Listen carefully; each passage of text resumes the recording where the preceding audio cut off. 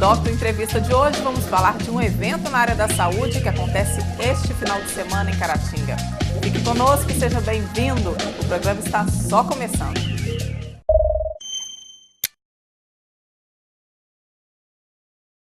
O câncer do intestino é o terceiro mais comum em homens, o segundo mais frequente em mulheres. É conhecido como um tumor traiçoeiro por não apresentar sintomas na fase inicial.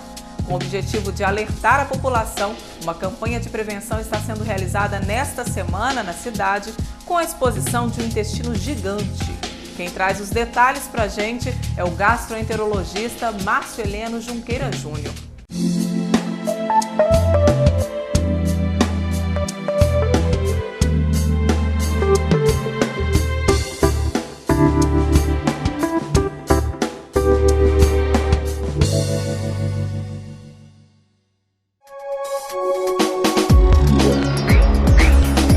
Doutor Marceleno, obrigada pela presença, seja bem-vindo ao Doctor Entrevista, é um prazer recebê-lo aqui no nosso programa. Prazer é nosso, eu agradeço a oportunidade para a gente poder conversar um pouco.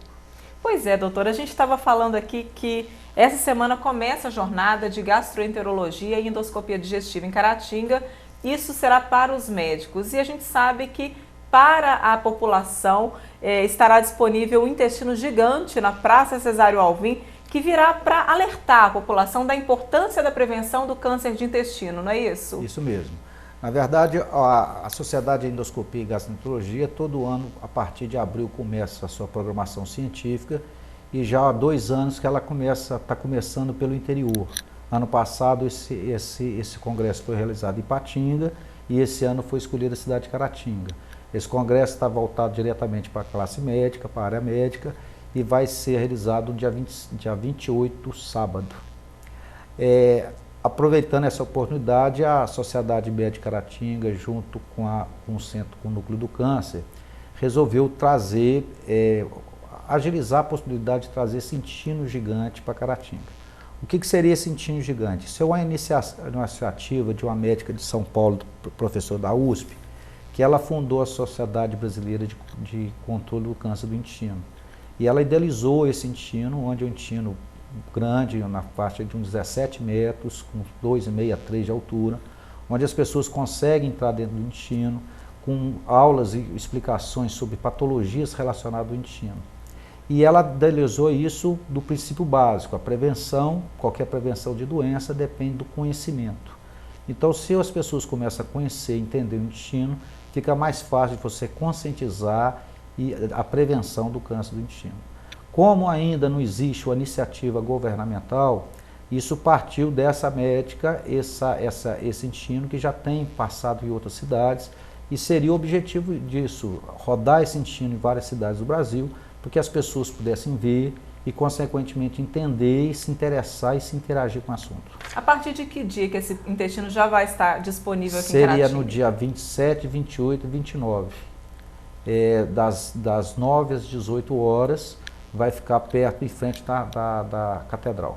Qualquer pessoa pode visitar? Qualquer pessoa pode, deve, todas as idades, isso é para a família participar. É importante que todos conheçam, porque apesar de ser uma coisa interessante, é exatamente isso, o intuito é despertar o interesse da população, isso é para todo mundo, que prestigia a gente, que isso é uma maneira de começar a conscientizar da importância desse tumor que está aumentando a frequência na população mundial. Qual a frequência desse tumor? Hoje no Brasil chega a considerar na mulher o segundo mais comum de câncer e no homem o terceiro mais comum. Agora, doutor Marceleno, qual a importância do diagnóstico precoce? Como toda doença neoplásica, o prognóstico tanto de cura quanto de sobrevida depende do diagnóstico precoce. Então, esse é o grande objetivo dessa campanha, é justamente o diagnóstico precoce e prevenção, porque o câncer do intestino tem uma característica que ele surge a partir de um pólipo, que a gente chama de adenomatoso, e a retirada desse pólipo já é uma prevenção do surgimento do câncer. Além disso, se você pegar esse câncer numa fase inicial, você tem uma grande incidência de cura e uma sobrevida muito grande de vida.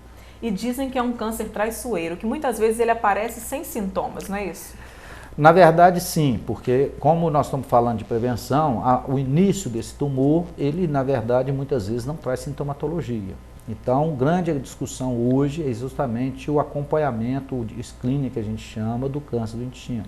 Então, existem várias maneiras de você fazer esse acompanhamento, exames para se fazer esse acompanhamento, que mais para frente nós vamos conversar sobre isso, e no intuito de se fazer o mais precocemente o diagnóstico. Agora, o câncer de intestino, quando ele se manifesta, quais sintomas que ele provoca? Bom, depende muito da localização desse intestino, mas ele pode desde emagrecimento, anemia, sangramento, pode haver diarreia, constipação, pode haver um dolorimento, uma distensão abdominal.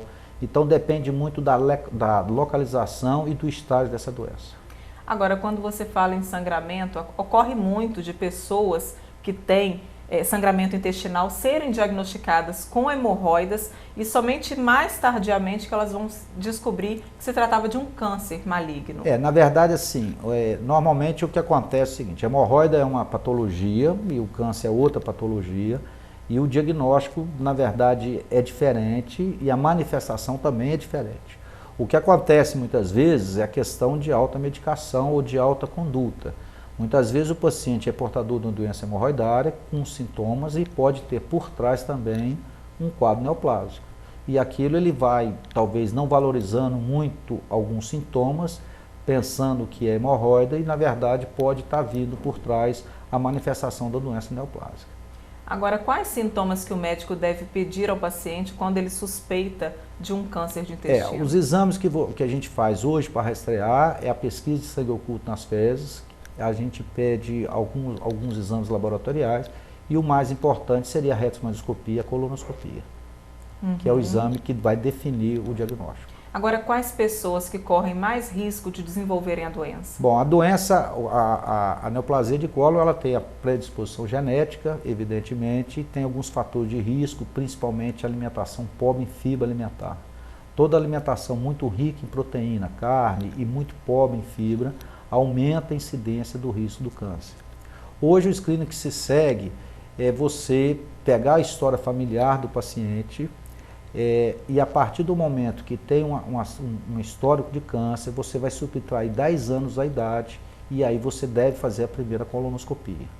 Quando o paciente não tem o histórico de familiar, você tem a opção de fazer a primeira colonoscopia a partir dos 50 anos, ou você pode acompanhar com os exames, como pesquisa de sangue oculto e uma avaliação do paciente.